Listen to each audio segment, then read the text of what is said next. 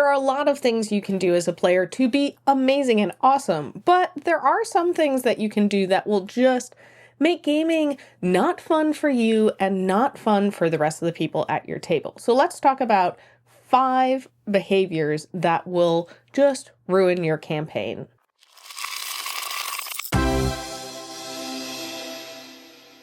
Well, I did one for the Game Master, so it felt appropriate to do a collection of player mistakes that will ruin your campaign. All of these are specifically geared towards the player, not the player character. Like, player characters are going to make mistakes. And, we've even said in some of our videos, like, playing a flawed character can be a lot more fun than a perfect character. But as a player, there are certain kind of behaviors and etiquette and things that you can do that will make the game better, but there are also some behaviors that are going to make it worse. So let's talk about those ones that are going to make it worse and how you can improve if you realize, oh no, it me. Or maybe you have somebody at your table that you're like, hey, I'm going to suggest that you watch this video, and maybe you get something out of it. No reason. Goodbye. Okay, first of all, just disruptive behavior and a general lack of respect. If you're engaging in behavior that's making the other players at your table uncomfortable, that's just not cool. Making jokes that are not appropriate, constantly interrupting. There are a whole number of different disruptive or disrespectful behaviors. We all are getting together to game. We all are agreeing on a game. There are a whole bunch of different tools that you can use to kind of help establish the social etiquette for the table. I think session 0 is great. Lines and veils are really good for establishing maybe what topics are appropriate to bring up at the table. And in addition to just some disruptive behavior, I think also being disrespectful to the other people at the table. If you're constantly dismissing another player's ideas. Many of us game with folks who are our friends, so you may not run into this as much. If you're playing with a new group of people, say at your local gaming store, or if it's just somebody maybe you don't know quite as well, kind of feel out the group and see, does my humor align with the group? Are there things that are making people uncomfortable? And these can definitely be times where I think the Game Master can step in kind of to help moderate some of these things, but also other players. If there is one person who is being disruptive to the game, out of character, bring this up and talk about it and say hey, this is not fun for us. Even if it's just making jokes, maybe it's just can we rein back the jokes a little bit because it's a little bit too much. And actually Ryan did a great video talking about how to be funny, how to joke and have fun without being the person that is constantly interrupting or making funny moments when it's not a appropriate time in game to make a joke, a character is dying. That might not be the time to crack a knock-knock joke. Next up, hogging the spotlight.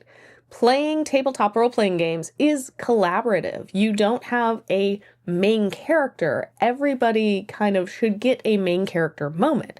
Now, this isn't to say hey, you as a player shouldn't have your player character ever kind of have the main spotlight for a period of time. That's fine. It's the hogging the spotlight, the always feeling well, I have to, my character, or I need to be the center of attention.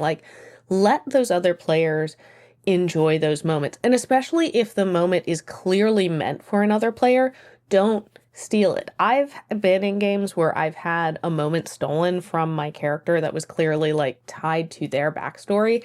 And that just kind of sucked because it was it felt like it was stolen from my character, and there was kind of no undo button for that moment. If you are realizing I'm the one who's kind of making the decisions a lot, or find yourself oh, I do most of the talking, this is actually something that if you're playing in an online game or recorded, if you see watching back or even just looking at a transcript and you can see the percentage that you are talking, maybe that's something where you say like, hey, maybe I'll pull back, or I will in character ask the other player characters for their opinion or for their input. And also maybe just check with your group. Like if everybody is fine with your character kind of taking the spotlight, that might work for you. Or maybe your character is the charismatic face of the group. So it makes sense why your character does a lot of the talking. But then you let like the barbarian shine when it's in battle. And you're like, hey, I am the squishy like bard talky character. Go barbarian, you get to have the awesome like, yeah, battle moments. So it also can be like balancing that. What is your character good at, and letting the other characters shine with what they are good at. Now, if you find that you have somebody who it does feel like they're hogging the spotlight, bring this up. All of these things are stuff that can be brought up and addressed. And I think kind of when you start noticing it's a problem, bringing it up early before it breaks the group up, because that allows people to adjust. Maybe they weren't doing it intentionally, they didn't realize it, and like, oh, okay, great, I know now, I'll back off a little bit, or I can change how I'm doing something. I think most people you game with would be open to that feedback, as long as you're giving that feedback in a constructive way. And we've done some videos, I'll put some videos up here where we've talked about giving feedback and as well as receiving feedback. Big thanks to all of our patrons, especially Marty. If you enjoy our videos, make sure you are subscribed and then head on over to patreon.com/rollforinitiative. It's the best way to directly support us, plus patrons get some cool extra perks. Okay, let's get back to the video. Neglecting game rules. Now, I'm not saying like you need to have all of the rules memorized, or even all of your character's rules memorized. But if you are ignoring game rules, or you are intentionally or unintentionally like not putting in the effort to know how your character works, so you are doing things that are kind of breaking the rules, that's just not going to be fun. Because like part of what makes gaming fun is everybody is playing with the same set of rules. And if you feel like somebody is ignoring those rules or kind of cheating, like that's going to harbor some bad feelings at the table. There might be some resentment. There might be some like, this isn't fair, especially if that other player kind of gets to get away with it. So this is something that like game masters, you can definitely step in and say like, hey, that's not how this rule works. Gently remind them what it is. If you're noticing one of your players is constantly not really aware of how their character works, remind them, hey, can you look over the rules for this mechanic? It's come up a couple of times and you always seem to forget how it works or not know how it works, just so that everybody else is prepared. You can approach it in a like, I want you to be able to do the things to follow through on the ideas and the things that you want to do, but we have to do it within the agreed upon rules of the game. Now, as a player, if there's a rule that you really don't like, that doesn't make sense to you, or you find really difficult, bring it up with the table. Maybe you house rules it. I know, like, for me, trying to remember stuff for encumbrance is just not fun. So I usually will request, like, hey, can we just get away with encumbrance? Or the game master will be like, I'm just going to give you guys a bag of holding very early on so we don't have to worry about encumbrance or any of this stuff. Like, there are workarounds if there is a rule as a player that you're like, I don't want to neglect this rule, but I don't enjoy playing with it. So there are workarounds so that you aren't neglecting the rule. Everybody at that table is playing with the same set of rules. Antisocial character actions. Now look, I'm not saying everybody has to play like super social, like we all get along together, we're all great characters. Like there are times where having inner party conflict can be a lot of fun.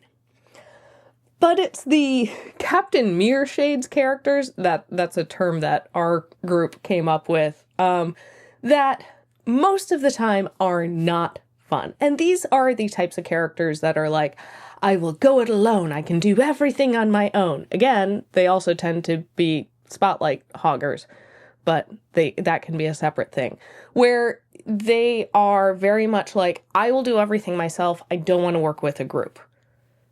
You're playing a game that involves working with other characters. So give your character a reason to work with them, even if maybe they're not the most social person. Like, give them a reason to work with this group of other people, or work with at least one of the other player characters and get along somewhat with them. And finally, poor attendance and scheduling issues. Look, we all know the schedule is the ultimate big bad of tabletop role-playing games. Especially as adults, it can be very hard to find a consistent time to get together and schedule.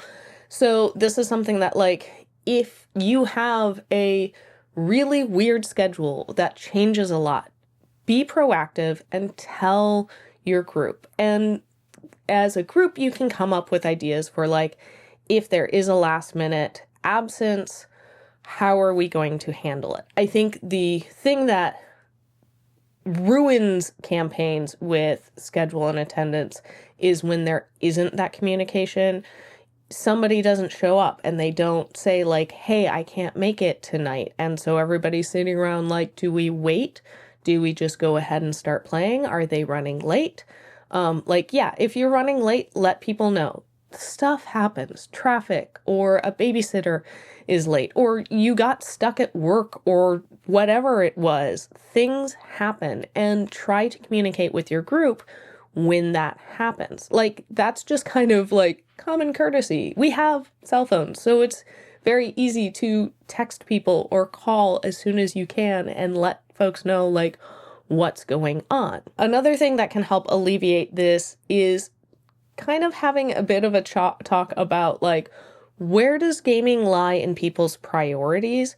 Because then you understand, like, yeah, if gaming is like, this is the thing that I absolutely love and I will prioritize over any of my other wants, like, I will meet my needs, and then gaming. Like, you are going to make time, you are going to show up, you are going to be there. And if you're that person, having somebody who gaming's really low and there's a bunch of other stuff that, if it comes up, is going to take priority, that can be super frustrating for that high priority person. But at least if they know, like, hey, there's a lot of other stuff that this person has, they can maybe be a little bit more understanding. Or maybe it's just like, hey, I will find a group that everybody has this high priority. Scheduling is difficult. We've done some videos about talking about how to make scheduling a little bit easier.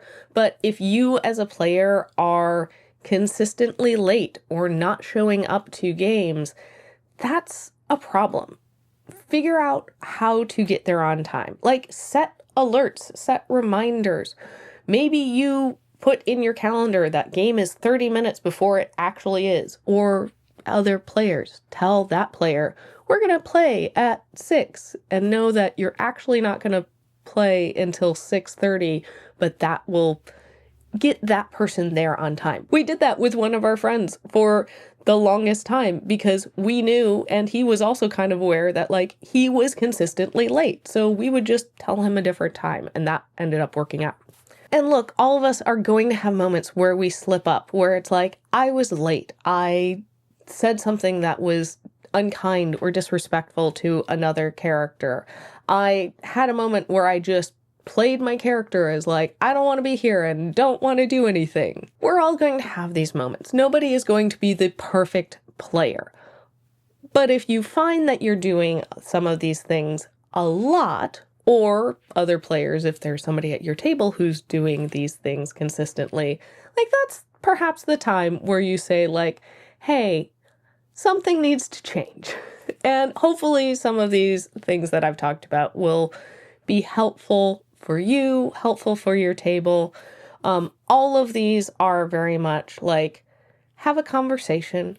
We're adults, there's going to be conflict at the table. Just not everybody's going to get along, or you're going to have a moment where you don't agree with how some rules got decided. Like, there's going to be conflict. We can't completely avoid that. But if you talk to your other players and you bring up something of like, hey, this is bothering me, this is making it less fun for me, is there something that we can do about this? You know, make it not just like, I have a problem and you need to fix it, but what is it that we can do to fix this? It may just be that the other player needs to fix it, but at least approaching it in a like, this is a problem, this is not as fun for making it not as fun for me, and especially if like not as fun for the majority of the table, that's definitely a like, yes, have that conversation with the one problem player, and give them the opportunity to fix it. Now, not everybody's going to be the right fit for every group. Even if you're friends with somebody, maybe there's just gaming with them just isn't a good fit. That's kind of a whole other topic, and I think I've done a video about like finding the right table for you. But there are definitely things that you can do to make the table work for the group that you have. Okay, so what do you think? Do you think there are other behaviors that I should have included instead of these 5? Let me know in the comments below. Have you found yourself doing any of these behaviors, and like, what did you do to improve? Let's chat and share, and we can all improve as players and as people. Thank you so much for watching. If you enjoyed this video, make sure to hit like and subscribe, and I'll see you next time on Roll for Initiative. Bye!